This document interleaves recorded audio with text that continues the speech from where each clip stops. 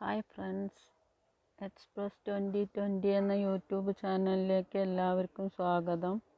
നമ്മുടെ ചുറ്റുഭാഗം ധാരാളം ചെടികളും വള്ളിപ്പടർപ്പുകളും മരങ്ങളും ഒക്കെ കാണാറുണ്ട്. അപ്പം അതിൽ തന്നെ ഔഷധയോഗ്യമായ പല ചെടികളും നമ്മൾ നിത്യം കാണുന്നുണ്ട്.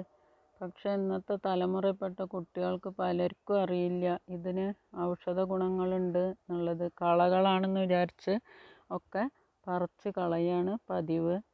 അപ്പോൾ എനിക്കറിയാവുന്ന ചില ഔഷധ സസ്യങ്ങളെ പരിചയപ്പെടുത്തി തരാൻ വേണ്ടിയിട്ടാണ് ഞാൻ ഈ വീഡിയോ എടുത്തിട്ടുള്ളത്.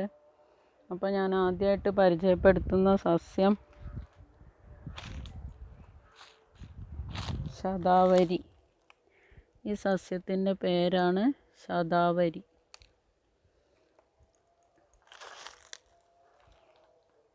കണ്ടില്ലേ, ഇതിൻ്റെ ഇലകളൊക്കെ നല്ല ചെറിയ ഇലകളാണ്.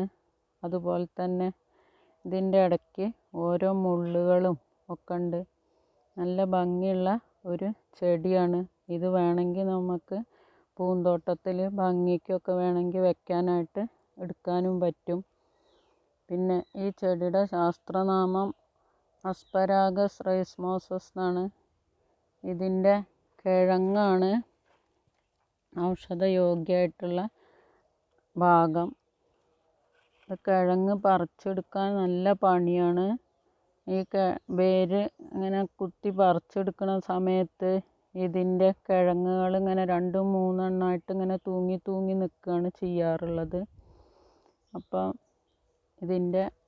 ഈ സസ്യത്തിനെ പണ്ടൊക്കെ മുത്തശ്ശനൊക്കെ പറഞ്ഞു കേട്ടിട്ടുണ്ട്. ഔഷധങ്ങളുടെ റാണി എന്നുള്ള പേരിലാണ് ഈ സസ്യം അറിയപ്പെടുന്നത്. ഇത് സ്ത്രീകൾക്ക് ഉണ്ടാകുന്ന ഈ ഹോർമോൺ ചേഞ്ചസിനൊക്കെ ആ സമയത്തൊക്കെ ഇതിൻ്റെ കിഴങ്ങ് പറിച്ചെടുത്തിട്ട് ലേഹ്യം പോലെ ഉണ്ടാക്കി കഴിക്കുകയാണ് ചെയ്യാറുള്ളത്. അതുപോലെ തന്നെ സ്ത്രീകൾക്കുണ്ടാകുന്ന വൈറ്റ് ഡിസ്ചാർജ് അതിനുള്ള നല്ലൊരു മരുന്ന് കൂടിയാണിത്. ധാരാളം ധാതുക്കളും ഒക്കെ അടങ്ങിയിട്ടുണ്ട് ഈ ഒരു സസ്യത്തിൽ. രക്തശുദ്ധി വരുത്താനും ഒക്കെ വളരെ ഉപയോഗപ്രദമായിട്ടുള്ള ഒരു സസ്യം കൂടിയാണ് ഇത്. ഈ ആയുർവേദ കടകളിലൊക്കെ കിട്ടുന്ന ശതാവരി കുളം ആ ഒരു മരുന്ന് ഉണ്ടാക്കുന്നത് ഈ സസ്യത്തിൻ്റെ കിഴങ്ങ് ഉപയോഗിച്ചിട്ടാണ്. അപ്പോൾ ഇതൊക്കെ നിങ്ങൾക്ക് ഇഷ്ടമായി എന്ന് വെച്ചാൽ നിങ്ങളൊന്ന് ലൈക്ക് ചെയ്യുക, ഫ്രണ്ട്സിനൊക്കെ ഒന്ന് ഷെയർ ചെയ്ത് കൊടുക്കുക.